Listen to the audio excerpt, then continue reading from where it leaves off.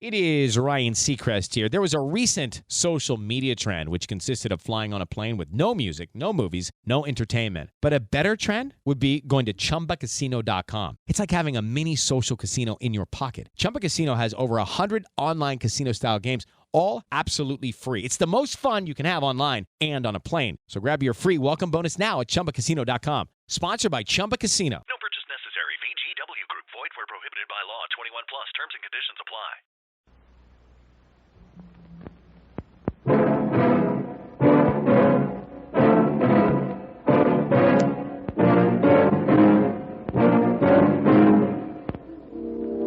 You're asking a man to risk his life for a $100 bet.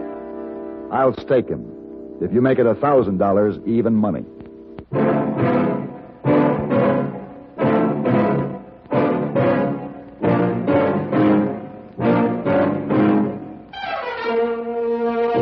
Have Gun. Will Travel. Starring Mr. John Dehner as Paladin. San Francisco, 1875. The Carlton Hotel, headquarters of the man called Paladin.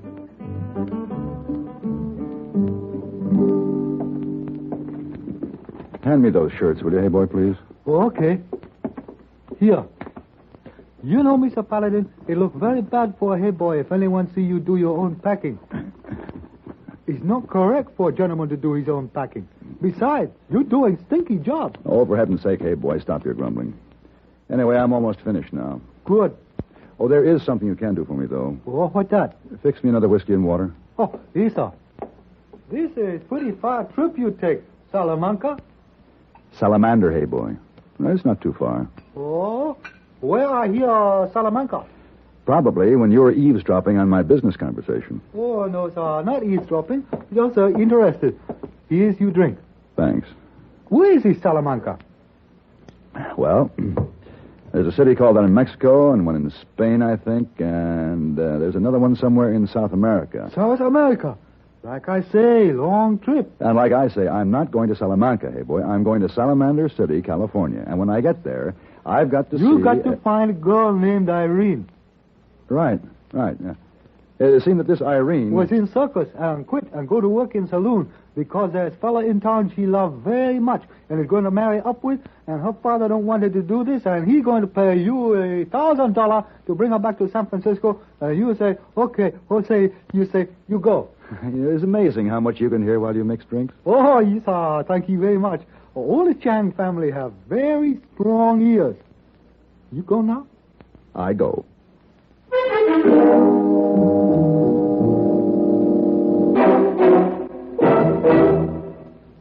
With our American servicemen in many countries around the world, they have a wonderful opportunity to observe new customs and traditions. What might have seemed strange before is becoming pretty familiar to them. For instance, among the Mohammedans, to drink coffee with anybody is regarded as a sacred rule of hospitality, a token of peace. The berries are roasted over a charcoal fire, and the coffee is allowed to boil 3 times. It's thickly sugared and served in very small cups. All this is traditional among the Mohammedans, but as our servicemen have observed, it's simply their version of our mid-morning coffee break or our afternoon tea party or our cocktail hour. It's a time for friends to sit down and relax. It's a time for conversation with a cup of whatever beverage suits the individual taste. And this is true of customs and traditions of all countries. The way of doing things may be different, but the ideals are the same. So it is by observing these customs that our servicemen are helping to maintain goodwill with other people in other lands.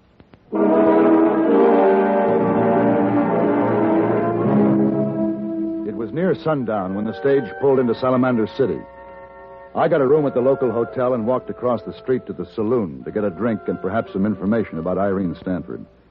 The Salamander Saloon was like any 100 of its brothers. The barkeep with his celluloid collar and derby hat. The ever-present painting of the lightly clad young lady with a rose in her hair. The mixture of cowboys, farmers, and townspeople trying to forget the toils of a day's work with beer or rye whiskey. Their heads were all turned to one side of the room where a little man was performing acrobatic tricks much to their amusement and appreciation. I found elbow room at the bar beside an attractive young lady who obviously worked for the house. You buying drinks for anyone, mister? Yeah, I might be. I drink rye. That's a good drink. Barkeep, 2 glasses of rye. Yes, sir. Coming up. Hey, who's the acrobat? Dooley, Delaware. Very good. He's the best. He used to be with Barnum. You're new here. What brings you into Salamander? I'm looking for a girl called Irene Stanford. Oh? What's your name? Paladin. You're from San Francisco? That's right. I might have known. Here you are. 2 rides. Thank you. What do you want with Irene? Oh, personal matter. Do you know her? Well, I can tell you this much. She's trying to make her own way, and she doesn't want you or anybody else sticking their nose into her business. You seem to know her pretty well. Well enough. Oh, how was that, Rena? Did you see me twist into that handspring? I sure did, Dooley. It was perfect. My knee's getting stronger and stronger. It won't be long. Dooley, this is Mr. Paladin. Dooley, Delaware. Well, how How are you? Mr. Paladin's from San Francisco. Oh, here, Rena. Hold this money for me. Sure, honey. It should be over $1 there. Everybody seems to be more generous tonight than usual. I think I'll go back and see if I can make some more. Oh, glad I met you, Mr. Paladin. Yes, glad to meet you, I'll be Dooley. right here at the bar, Dooley. Hey, nice little fella. Must be a good friend of yours. The only friend I've got in this town. Set him up, barkeep. Well, hello, Rena. Marquette. See your boy keeping everybody entertained like always. Guess he thinks if he keeps on practicing, he'll be good enough for the circus someday. He was with the circus before he got his knee Oh, hurt. you believe that story? Bolo, fetch Dooley over here, will you? Yes, sir. Dooley. Who's he? Marquette. He runs Salamander City. He owns most of the town. He thinks that gives him the right to own everybody in it. Uh-huh. Now, who's that with him? Bolo, his errand boy. Did you want to see me, Mr. Marquette? Yeah, Dooley. How'd you like to make $50? $50? You wouldn't joke me, would you, Mr. Marquette? Well, there's a lot of talk about how good you are. You used to be with Barnum and Big Star in the circus. Oh, yes, sir. I might just give you a chance to prove how good you are. Now, this $50 says you can't walk a rope across this here saloon. Now, there's an easy bet for Dooley, Delaware, ain't it? Well, I don't have a rope. Bolo, Yes, sir. How's about rigging it up from balcony to balcony? you think you could walk that, Dooley? Well, I think I can do it, but I can't meet the bet. I don't have $50. You rig her up, Bolo. Okay, Mr. Marquette. I'm always willing to make arrangements, Dooley. Now, how about if you don't make it, why, you curry my horse and shine up my boots every day for a whole year. No, Dooley, don't do it. What's the matter, Rena? You afraid your boy get hurt? It isn't a fair Why bet. don't you let the man speak for himself? What about it, Dooley? Oh, gee, I don't know. You a little scared? Well, no, but like Rena says, it ain't a fair bet. You think you can make it, Dooley? I think so. Who are you? Oh, this here's Mr. Paladin. He's from San Francisco. Well, why are you so interested in Dooley, mister? I think you made a raw deal with him. Your bet's one-sided. It's his concern, not yours. If Dooley thinks he can walk that rope from balcony to balcony, then I think he can, too. I'm willing to stake him for the $50. Suit yourself, mister. It's your money. Mr. Paladin, it could go wrong. Maybe you shouldn't. You could use $50, couldn't you? I sure could. All ready, Mr. Marquette. Well, there she is, Dooley. You gonna do it? Well, all right, it's a bet. Dooley. Now, don't worry, Rena. Even if I fell, it wouldn't be too far to the floor. But I won't fall. You just watch me. Paladin, I hope you know what you're doing. I think so. I think you just lost yourself $50. We'll see. What do you think, Rena? Well, it's been a long time since he's been on a rope. He's got a bad knee. We sure could use the $50, though. We? Dooley and I've got plans, Mr. Paladin. Big plans. All right, Dooley. Show us how you used to do it for Barnum. Oh, Dooley. Good luck, Mr. Marquette. Here goes the famous Dooley, Delaware.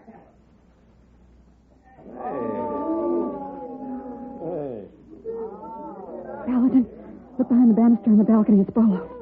Dooley! Relax for a fall. Dooley! Hey! Bolo, cut the rope. Stay here a minute. You all right, Dooley? Yeah, I reckon so. Come on, let me help you up. Thanks. Well, what happened to the rope? Marquette's man used a knife. Oh, thanks for warning me. Well, Julie, looks like you lost your bet. You lost $50, Paladin. Mr. Delaware doesn't like to leave a winner on the board, Marquette. He'll repeat the bet, this time double. And your friend Bolo will be down here with the rest of us. Let Dooley call his own bets, mister. I'll cover for Dooley. $100, Mr. Marquette. For $100? Well, golly, for $100, I'd wire walk Main Street, store top to store top. Well, all right, Dooley, the bet is on. Somebody tie the rope back up. Who's talking about a rope? Dooley said Main Street, store top to store top on a wire. Oh, now, wait a That's minute. the bet. Now. You heard him. My 100 against yours says Dooley can't walk a wire across Main Street from the hotel to the saloon. Oh, Miss Marquette, I was just talking. That's a three-story drop, Well, Marquette. that don't mean nothing to a real wire walker. Sorry, no bet. No bet. Well, what about it, Dooley? Wouldn't you like to make $100?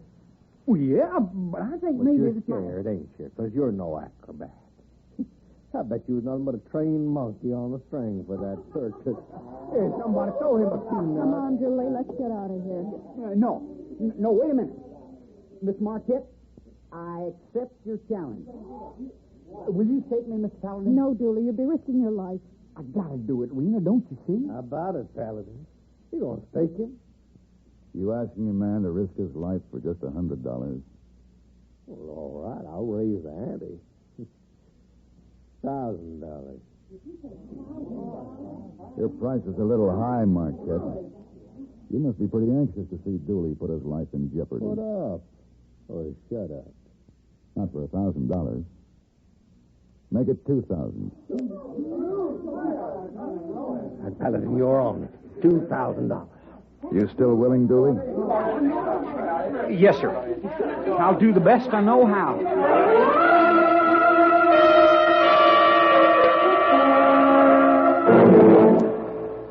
When the Declaration of Independence was signed on July 4th, 1776, 8 of the signers were of foreign birth.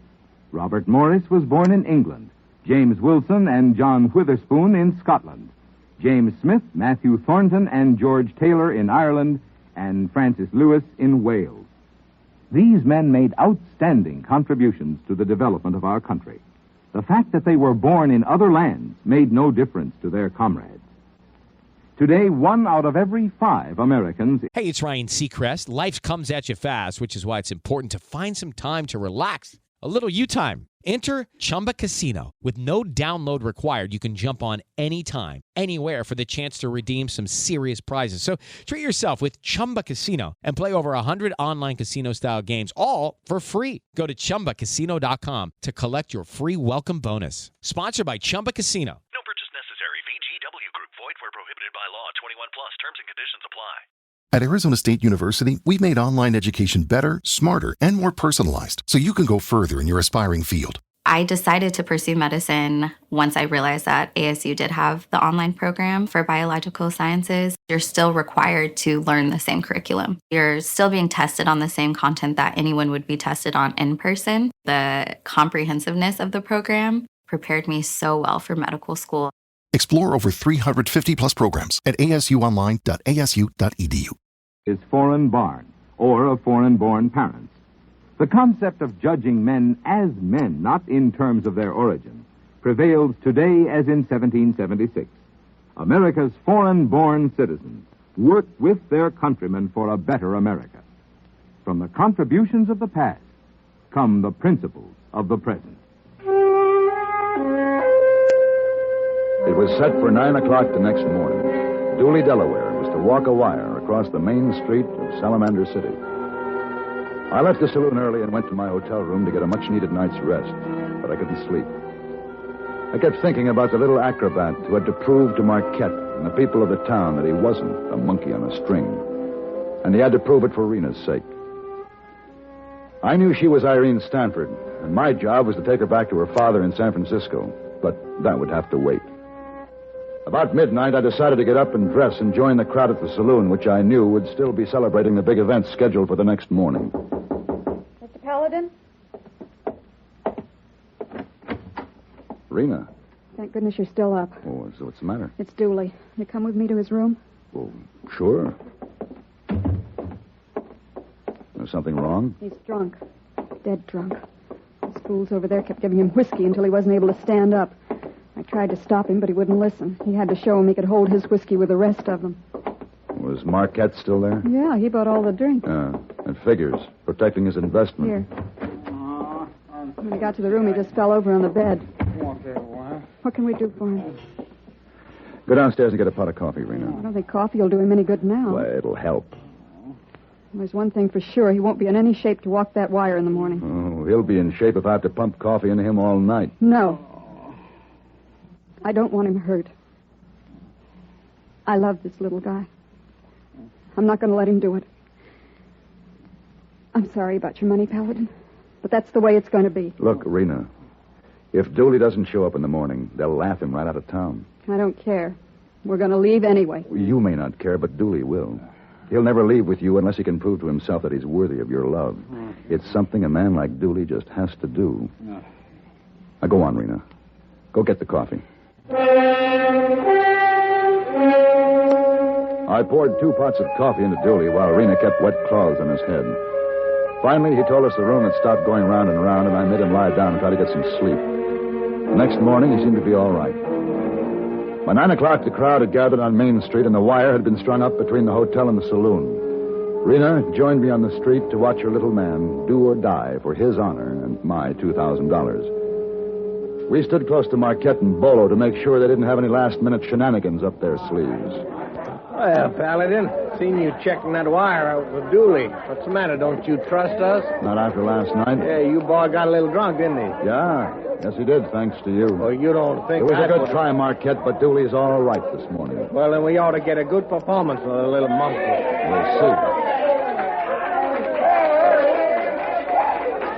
Mr. Paladin.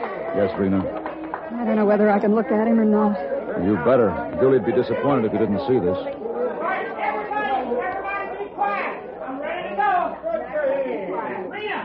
Rena, watch me close. This is for you. I will, Dooley.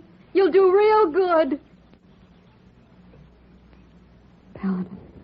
Keep your fingers crossed, Rena. There he goes.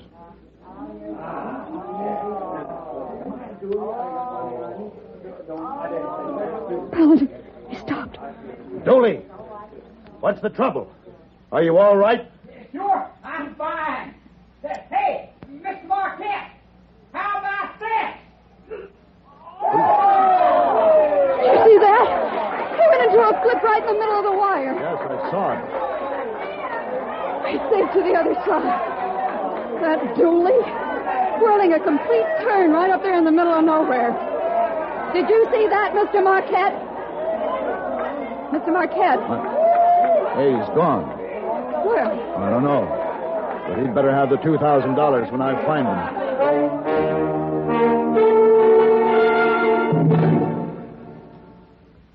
Say, let me put a question to you.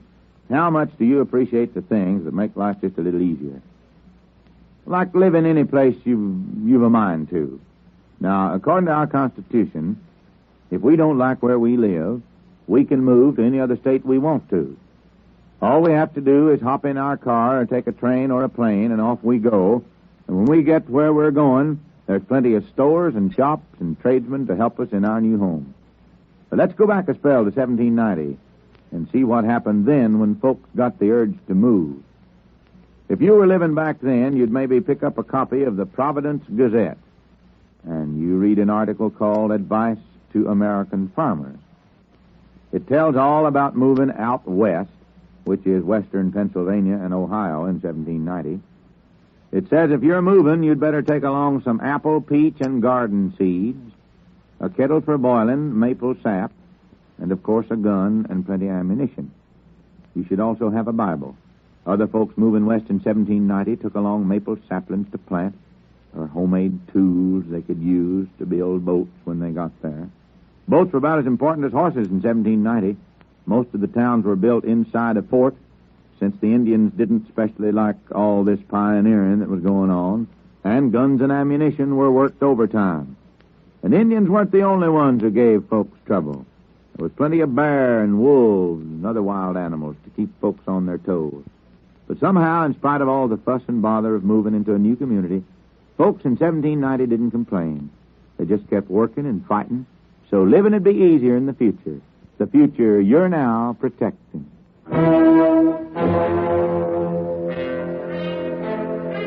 Marquette had disappeared. Someone told me they'd seen him go into his office down the street. I left the crowd celebrating their new hero and ran down to Marquette's office. He wasn't there. I started to look out the back door when I heard the floor creak behind me. Hey? That's one way to stop having to pay off a bet, Marquette. Shoot the winner in the back. Dirty pig, you shoot a hole in my hand. You're lucky it wasn't your head. Get me to a doctor. Look at the blood. You'll live. Get your own doctor. But first, I want the $2,000 you owe me. Well, that was no fair bet. You knew that monkey was a professional wire walker. I didn't know any more than you. You raised the ante. I had the faith he could do it. You was in on it to get it planted from the start. You think what you want, but give me the money. No, sir. I'll put a hole through the other hand, Marquette. Yeah, all right. Couldn't stop it in my town. Rigging up a short bet and... Here. It's $2,000. Now go on, get out of my town and take your mother too with you. We'll be leaving on the next stage. It'll be good to breathe some clean air for a change.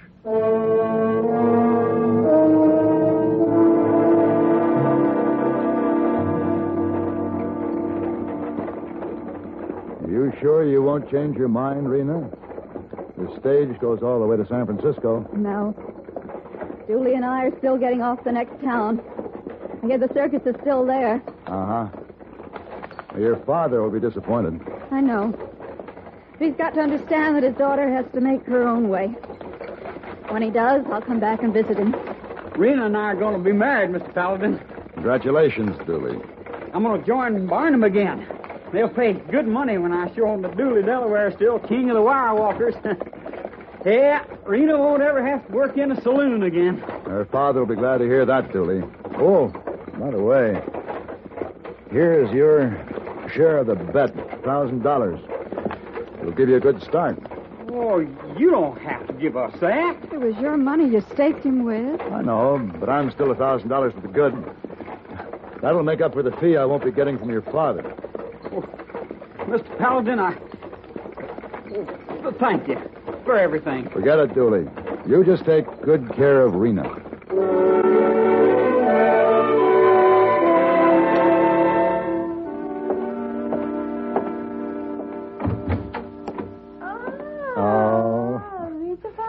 Hello, Miss Wong. Welcome home. I was just cleaning your room. Does Hey Boy bring you bags up? He'll be up in a few minutes. There are some new guests down at the desk. I told him to take care of them first. You go on not so long trip this time. No, not so long. No, not so long. The stage ride was hot and dusty. I feel like I've been gone for a week. Hey Boy tells me all about journey. You bring back girls? Hey Boy talks too much and hears too much. Oh, Hey Boy. Why don't you tell him it's a very bad habit, Miss Wong? Oh, no, Mr. Paladin. Hey Boy knows it, yes. Uh-huh. But I like. Maybe you like too. Yes, Miss Wong. Miss Wong. I like too.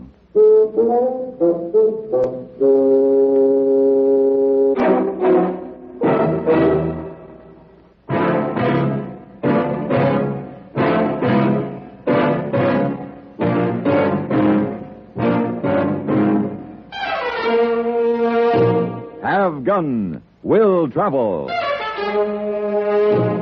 Created by Herb Meadow and Sam Rolfe, is produced and directed in Hollywood by Frank Paris and stars John Dehner as Paladin, with Ben Wright as Hey Boy and Virginia Gregg as Miss Wong. Tonight's story was written by Don Brinkley and adapted for radio by Alan Sloan.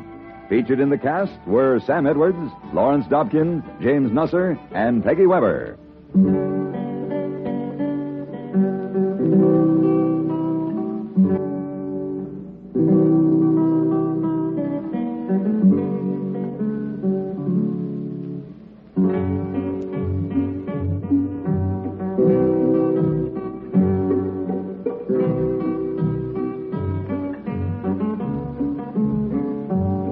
Have Gun Will Travel is brought to you through the worldwide facilities of the Armed Forces Radio and Television Service.